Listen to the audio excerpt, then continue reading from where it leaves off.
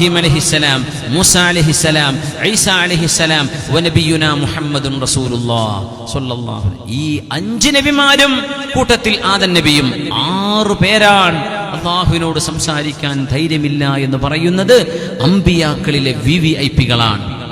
VVIPകൾ പറയുന്നത് ജീവിതത്തിൽ സംഭവിച്ച ഒരു തെറ്റിനെ കുറിച്ചാണ്. അല്ലെങ്കിൽ 2 ഇബ്രാഹിം നബി അലൈഹിസ്സലാം 3 എന്ന് പറഞ്ഞു 200 കൊല്ലത്തിൻ ആയുസ്സിനിടയിൽ.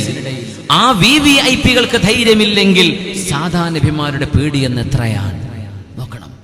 ഈ ഉലുൽ അസ്മിന് ഇത്ര പേടിയാണ്, അപ്പൊ സാധാ നബിമാർക്ക് എത്ര പേടിയാണ്? അങ്ങനെയാണെങ്കിൽ അള്ളാന്റെ ഔലിയാക്കന്മാർ എത്ര പേടിയിലാണ്, അള്ളാഹുവിന്റെ ശുഹദാക്കൾ എത്ര പേടിയിലാണ്, ആലിമീങ്ങൾ എത്ര പേടിയിലാണ്, സ്വാലിഹീങ്ങൾ എത്ര പേടിയിലാണ്. പിന്നെ നമ്മൾ സാധാരണക്കാരുടെ അവസ്ഥ എന്താണ്?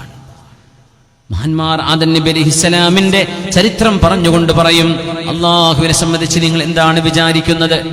ഒരു തെറ്റുകൊണ്ടാണ് ആദം നബി അലൈഹിസ്സലാം സ്വർഗത്തിൽ നിന്ന് ഭ്രഷ്ട് നൽകപ്പെട്ടതെങ്കിൽ നമ്മളൊക്കെ എത്രമേൽ തെറ്റുകൾ ചെയ്തു കൂട്ടിക്കൊണ്ടിരിക്കുമ്പോൾ അള്ളാഹു നമ്മളോട് ഇറങ്ങിപ്പോയിക്കോളൂ എന്ന് പറയുമോ എന്ന് പേടിക്കണം. കഴിഞ്ഞില്ല. നബിയുല്ലാഹി മൂസ അലൈഹിസ്സലാമിന്റെയും ഖിദ്ർ നബി അലൈഹിസ്സലാമിന്റെയും ചരിത്രം പറഞ്ഞിടത്ത് 3 തവണ മൂസാ നബി അലൈഹിസ്സലാം ചോദ്യങ്ങൾ ചോദിച്ചു. ചോദിക്കരുത് എന്ന് പറഞ്ഞിരുന്നു ഖിദ്ർ അലൈഹിസ്സലാം. പക്ഷേ വിജ്ഞാനം നേടാനുള്ള ജിജ്ഞാസ കൊണ്ട് മഹാനായ മൂസാ നബി അലൈഹിസ്സലാം ചോദിച്ചു, എന്തേ ഖിദ്ർ നബിയെ നിങ്ങൾ ഇങ്ങനെ ചെയ്തത്? എന്താ പറഞ്ഞത്? ഹാദാ ഫിറാഖു ബൈനി വബൈനിക്. മൂസാ നബിയെ, ഇനി എന്റെ കൂടെ നടക്കണ്ട. 3 തവണ ചോദിച്ചപ്പോ ഖിദ്ർ നബി അലൈഹിസ്സലാം നമുക്ക് പിരിയാമെന്ന് പറഞ്ഞു. 3 തെറ്റിന് അള്ളാഹുവിനോട് എത്ര തെറ്റാ നമ്മൾ ചെയ്തുകൊണ്ടിരിക്കുന്നത്.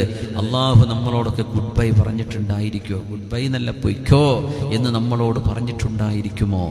നമ്മൾ പേടിക്കണം. ആലോചിച്ച് നോക്കി, 3 തെറ്റ്, ഒരു തെറ്റ് അള്ളാഹു പുറത്തില്ല. അപ്പൊ നമ്മളൊക്കെ ചെയ്യുന്നു. അള്ളാഹുവിനോട് ഇസ്തിഗ്ഫാറിനെ ചോദിക്കും. അള്ളാഹു നമുക്ക് പുറത്തു തരട്ടെ. അള്ളാഹു നമുക്ക് പുറത്തു തരട്ടെ. അള്ളാഹു